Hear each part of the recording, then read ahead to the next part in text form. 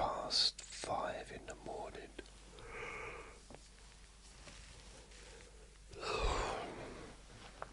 I just got out of bed. I really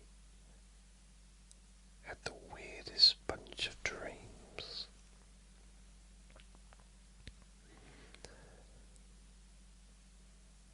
It all started off right where I was lying in bed and I started remembering a dream from years ago.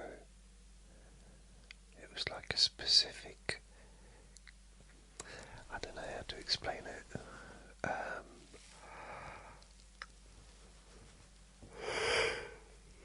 without yawning.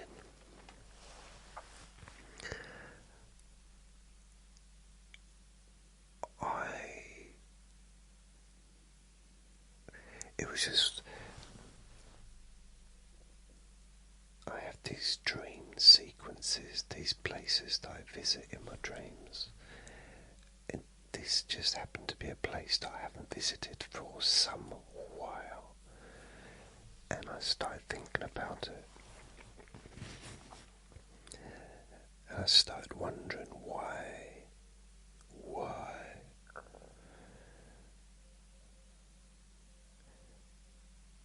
But some of the dreams I had last night, it was very, very strange, almost unnecessary. My voice is still a little bit crackly due to the COVID, although I'm on the mend.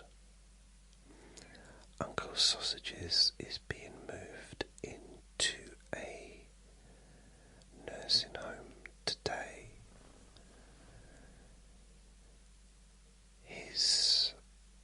The latest is he's just asleep all the time, pretty much. So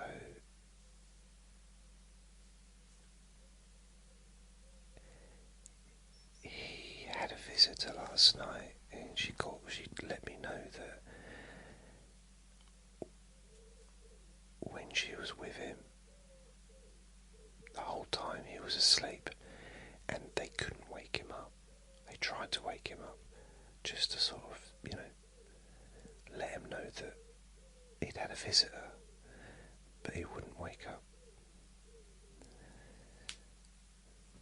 So this is where he's at now. Now, the weird thing about it is last time I saw him,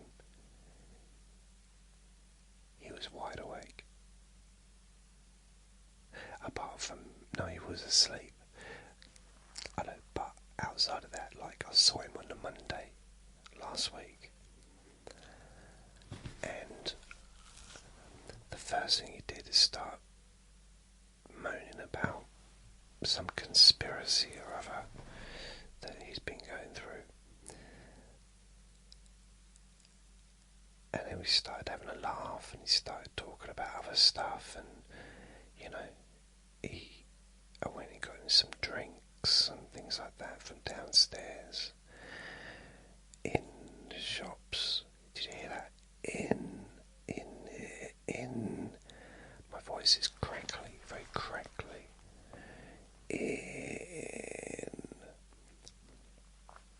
There's not a lot I can do about it. Yeah, so he was kind of okay. Groggy, slow, but still, verbally able to talk and communicate. When I went on a Wednesday, he was asleep, and because I felt so ill, I just went home straight away. I took that as an opportunity to escape, which I'm glad I did, because at the time I did not know that I had COVID. The last thing in the world I thought about. And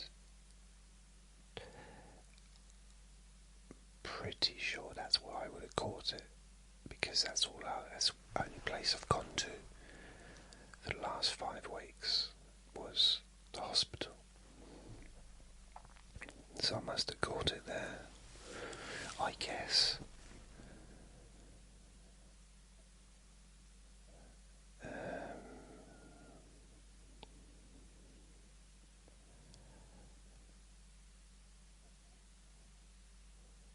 Yeah.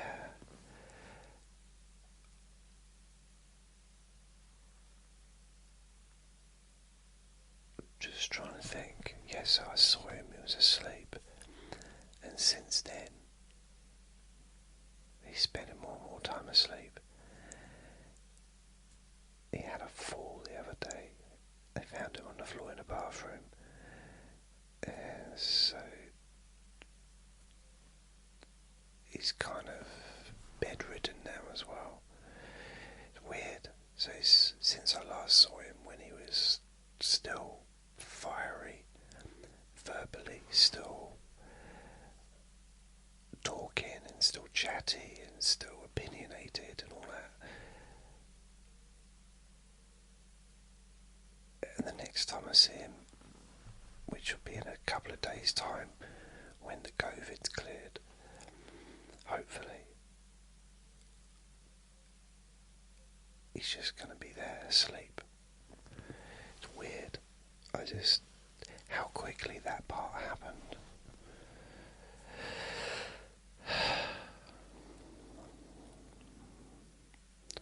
I started clearing out some of his stuff from the flat, and it's really weird because I was asked if I'd sort of look through some stuff to try and find something, his birth certificate. So I did it, and I did find it, but I've also found a bunch of photographs which he had hidden away, photographs of him when he was a baby. It's weird because he's there and he's got he almost looks the same long hair, same beard. It just looks the same.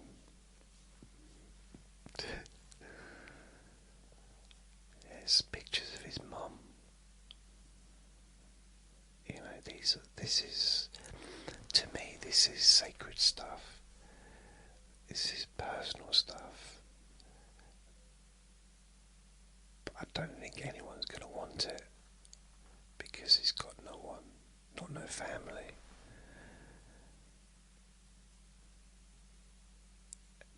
It's really got me thinking about life. Dun, dun, dun. It's just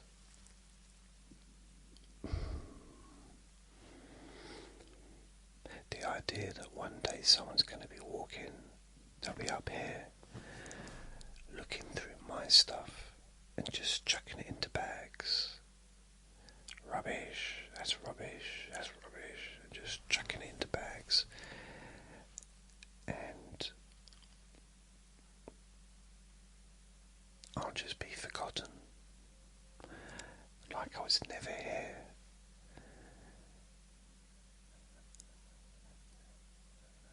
It just seems weird.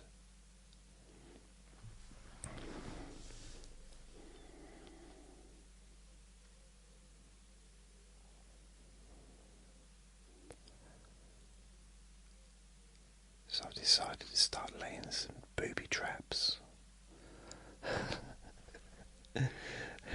So when people do it, you know, a few explosions and stuff like that. No, that's funny. Wow. So it was. I started to think that there's no point holding on to stuff, belongings, things like that. What's the point in getting possessive?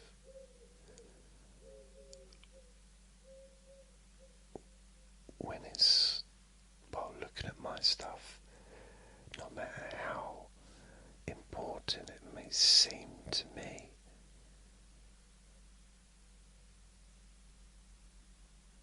to whoever's in here, whether it's the council coming to empty my flat, it's just going to be a bunch of junk to them. Just going to be rubbish.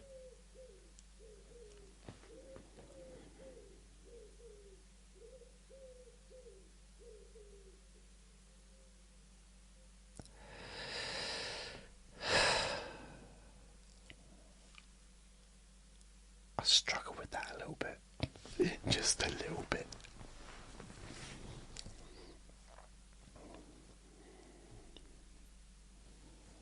Not that I've really got like a lot of stuff, because I got equipment, for the podcasting and stuff like that, and I got some books, and that's pretty much it.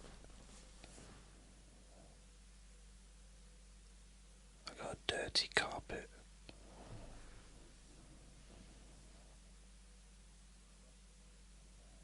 There's a lot of dust in here.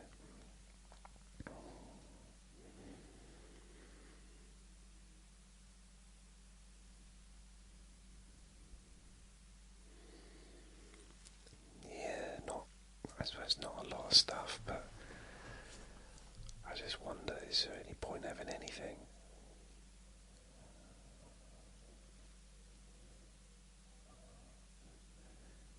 I always used to love collecting things, specifically books.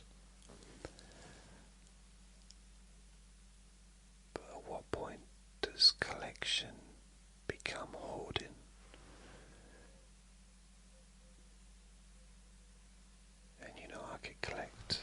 I could have 10,000 books on the walls in this flat and look at them and drool, get all excited when I look at them.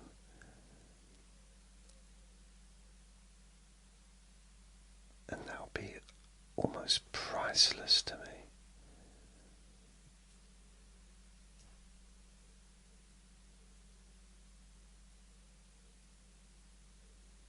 Then one day, knowing that it's just going to be bagged up and chucked onto a skip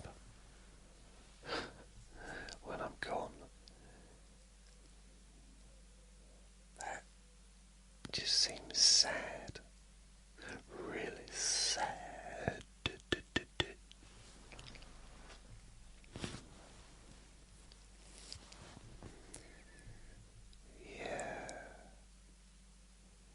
Started watching Happy Gilmore 2 the other day. I knew it was coming out soon on Netflix, so I watched the original Happy Gilmore from 1996, I think. And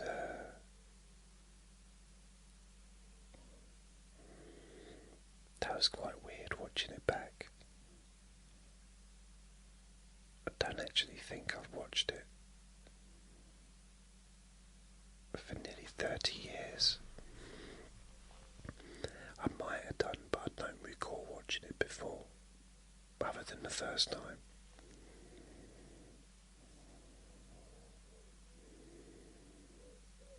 So I started watching Happy Gilmore 2, and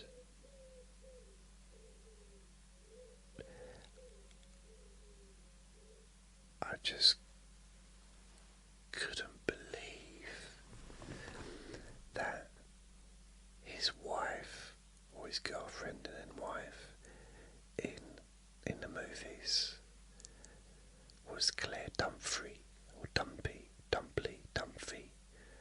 from Modern Family. I recognised her in the second one because it looks like her. The first one looks nothing like her.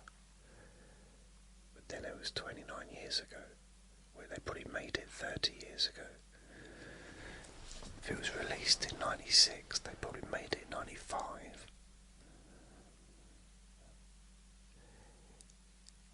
Looks so different.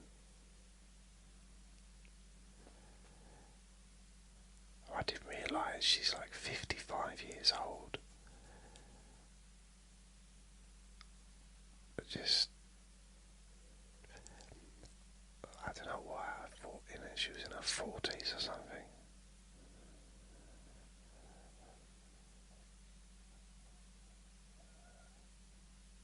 It makes me feel younger.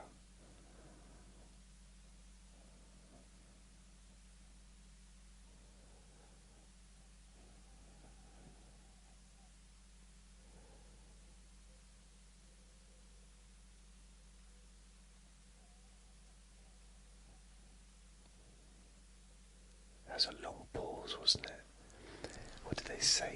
There should never be any radio silence. Oh, tough. The rules are to be broken.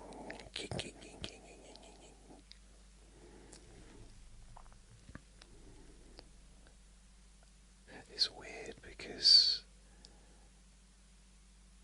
technically I kind of feel like I could possibly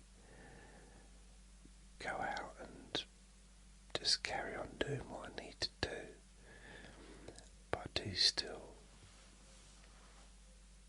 not feel right yet. I still feel blocked up and,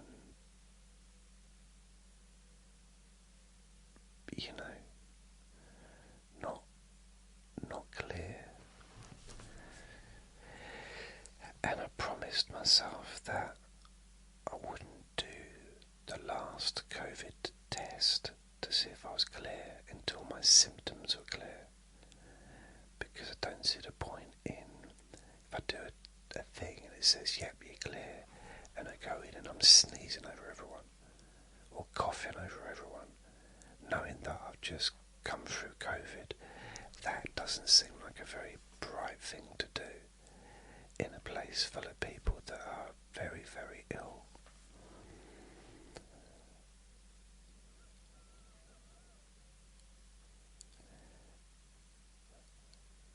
Because I know there's people that think that they're heroes because they go out even when they're ill.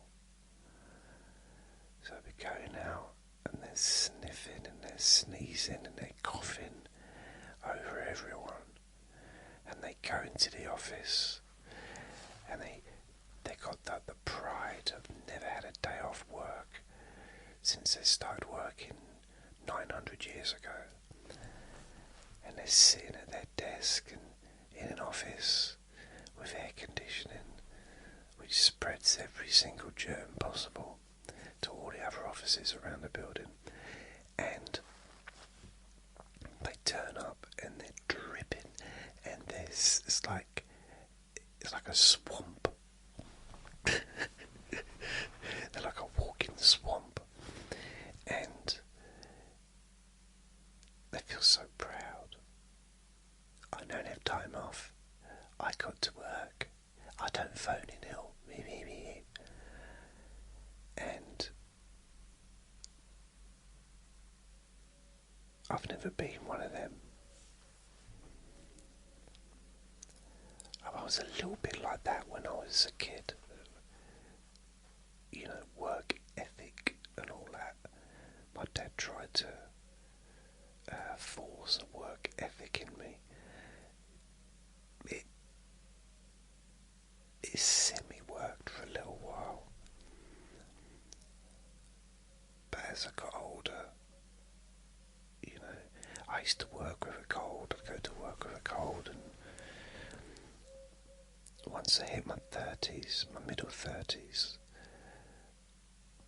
or my 30s, and it was like 35, I remember thinking to myself, stuff this. If I've got a cold, I'm staying at home. I'm not spreading it.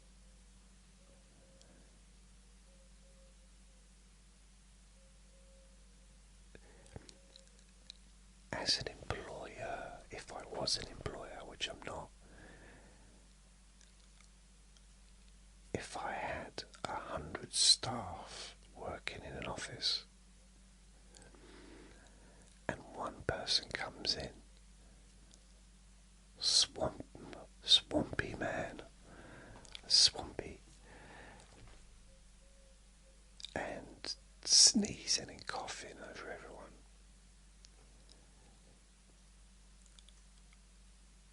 I don't think, I don't know, I might have a completely different attitude if I was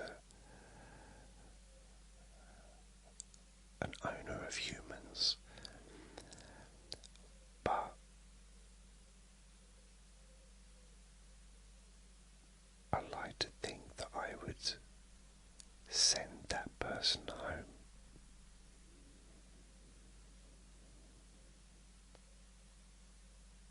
So that they don't contaminate the whole building. Because I've seen that. I've seen people come to work so proud. I don't ever have time off work. At you. And then they recover. But during that recovery time, when they go from having a full-on cold to being fine, or flu, whatever it is, you see that the people in the building dwindling,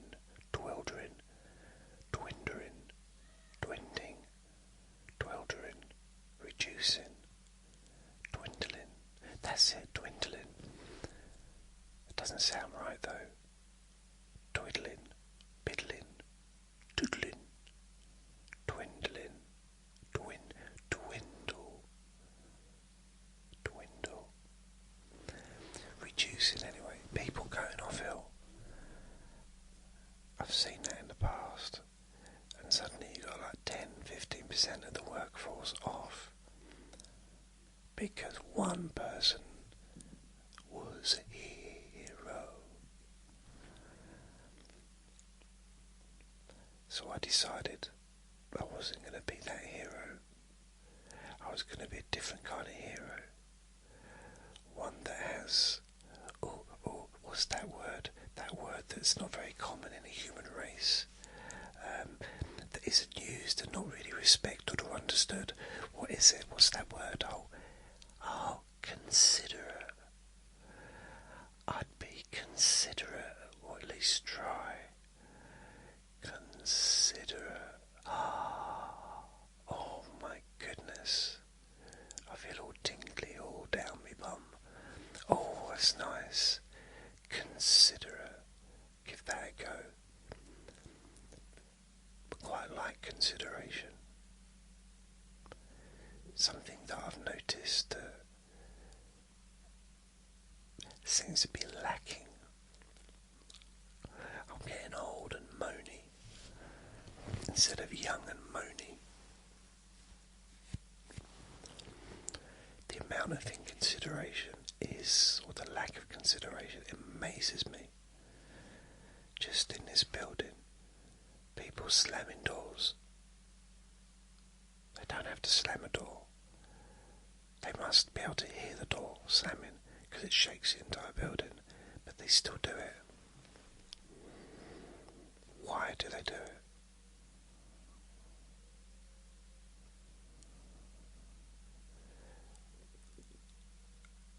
Is there anything going on inside their brain?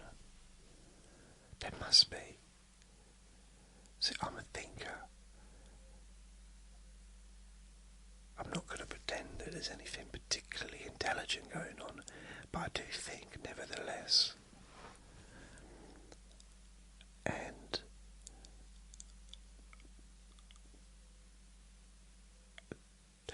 I try and show consideration even if I cross a zebra crossing and there's lights that have stopped the car. The car is not allowed to go over because the lights have stopped.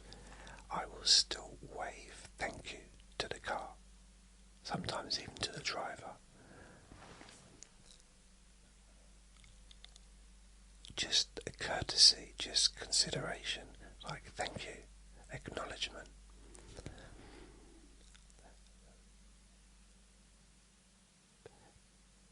amount of times I see when I'm on a bus travelling around, the amount of people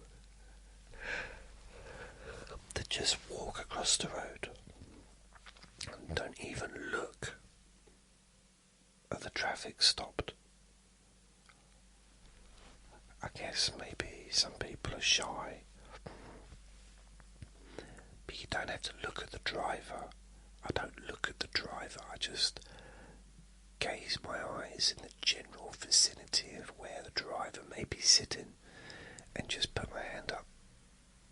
I don't actually go up to the driver, knock on their window and give them a big old kiss. It's nothing like that. It's just a quick wave, hi, thank you, acknowledgement. Also, if they're sitting and they've already been sitting there for maybe 20 seconds, and then I go to cross the road, I put my hand up so they can see me, because they might be looking at their phone and then decide to drive, you know, and I don't want to be squashed. So I try and, let people know that I'm there. I remember one time there was this, it was up near town, and it wasn't a zebra crossing, but it was a crossing, and the lights stopped and the cars stopped, But what this did is it turned really quickly from being stopped to start, so the cars would just move, and they didn't seem to take any notice of the people. And because it was a busy crossing, it was weird. Well, once there was 2 lanes, so the first lane we were crossing and the person was there. Now the other lane was clear, but what people would do is sometimes, well, basically if you're going to cross the road, you have to check both lanes. Just don't assume that the other lane's going to stop. Well, this person had a pram with them, and they pushed the pram straight into the road ahead of them because the lights were on red, so therefore the traffic had to stop. I've never seen a light stop a car before. And she pushed the pram out, and a car was speeding on the other lane. Luckily, there was no accident. She managed to pull it back in time. That's when I realised that prams are not really well suited for crossing the road, especially if there's a blind spot and you can't see. So you're better off pulling the pram backwards if you cross the road. That's the first thing I kind of learned from that. Well, the second thing is, I guaranteed you that she learned nothing from that as a human. I would bet any amount of money that I don't have that she just continued the next time she was there. If that was her regular route, she would just continue pushing the pram out like she did that time, even though it was a near miss. Bet you nothing was learned. So that's something that I struggle with a little bit. I'm not saying I learn from every situation, because I don't, but I kind of study people a little bit, and what I noticed, like in a call centre atmosphere, in a office place, if you see someone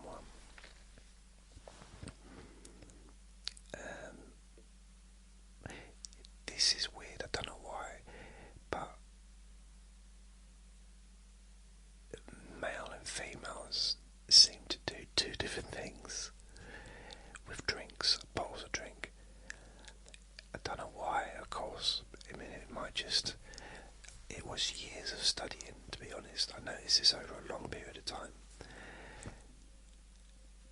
Females seem to be more likely to have a bottle of drink with the lid left off, and males would have the lid on and just take it off when they wanted a drink. I've also noticed that over the years that if someone puts a drink, let's say they have it right on the edge of a table and it falls off onto the floor, what they do is they put the cup or the drink back at the edge of the table like it was before. Don't learn from it and put it further up so it doesn't fall off the edge.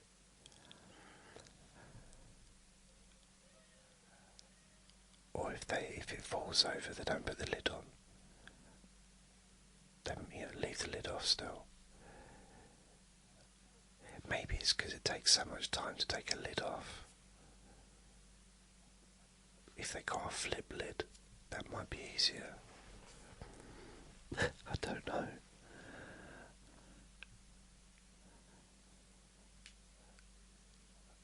I mean, the amount of things that I have not learned from probably adds up to thousands and thousands and thousands of things.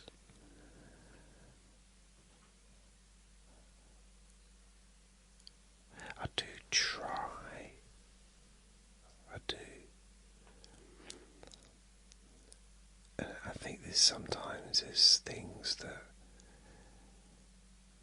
we almost have no choice about learning from.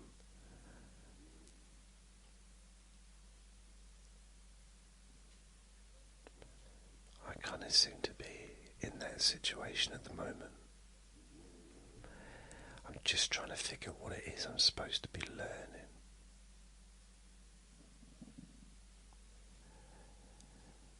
But if I listen to my tummy dum-dum, what I need to do now is go and get something to eat, because I'm hungry.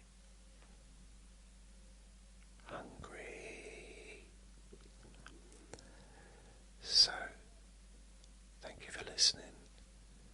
Remember to be kind to yourself, because you do deserve to be happy. Be gentle with yourself. You deserve to feel safe. Lots of